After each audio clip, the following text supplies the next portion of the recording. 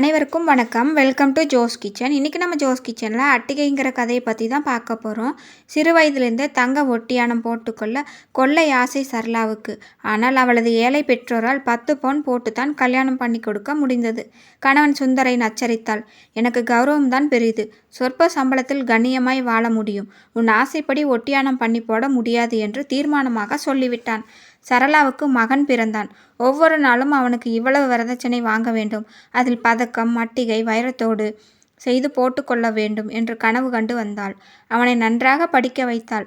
அப்போது தானே நிறைய நகை போட்டு பெண்ணை கட்டி கொடுப்பார்கள் என மனக்கோட்டை கட்டினாள். சரளாவின் மகன் வினோத்துக்கு வரதட்சணை வாங்குவது பிடிக்கவில்லை. மகனை எதிர்த்து அவளால் ஒன்றும் செய்ய முடியவில்லை. அதனால் அழகான ஏழை இளம்பெண்ணை வரதட்சணை வாங்காமல் திருமணம் செய்து கொண்டான் வினோத். தன்னை விட மோசமாக 5 பவுன் நகையோடு வீட்டுக்குள் நுழைந்த எழிலாவை கண்டாலே வெறுத்தாள் சரளா. அவளுக்கு வயிறார சோறு போடுவதில்லை. சதா குத்தல் பேச்சுதான்.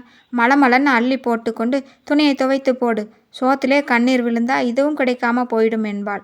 நீ கொண்டு வந்து இறக்கி இருக்கிற சீறு செனத்தையை வைக்கவே இடம் பத்தல, இதில் இது வேறையா என்று அவளது பெட்டியை காலால் உதைப்பாள்.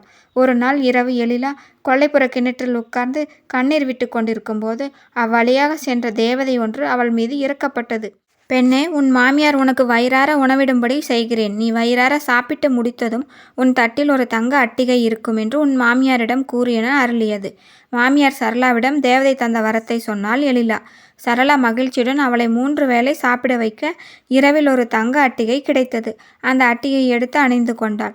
மறுநாள் கிடைத்த அட்டிகையை விற்று வைரத்தோடு வாங்கி அணிந்து கொண்டாள். ஆனாலும் ஆசை அடங்கவில்லை. மருமகளை நிறைய சாப்பிடும்படி கட்டாயப்படுத்தினாள். இதனால் எழிலா வயிற்று வலியால் துடித்தாள். மறுபடியும் கொல்லைப்புறத்திலே வந்து நின்று கொண்டு அழுதாள் எழிலா. தேவதை வந்து காரணத்தை கேட்டது. தன் மாமியார் நடந்து கொள்வதை பற்றி கூறினாள் எழிலா. சரி, உன் மாமியார் ஒரு வாரம் பட்டினி கிடந்தால் வைர மாலை ஒன்று கிடைக்கும் என்று சொல் என்றது. மாமியாரிடம் தேவதை கூறியதை அப்படியே சொன்னாள். அன்றிலிருந்து பட்டினி கிடக்க ஆரம்பித்தாள் சரளா. ஆனால் ஒரு வாரத்தில் அவளால் எழுந்து நடக்க முடியவில்லை.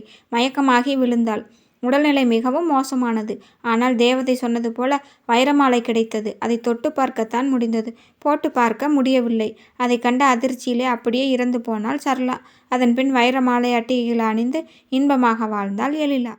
இன்றைக்கி இந்த கதை உங்களுக்கு பிடிச்சிருக்கு அப்படின்னா வீடியோக்கு ஒரு லைக் பண்ணுங்கள். அப்படியே சேனலுக்கு மறக்காமல் சப்ஸ்கிரைப் பண்ணிக்கோங்க. தேங்க்யூ.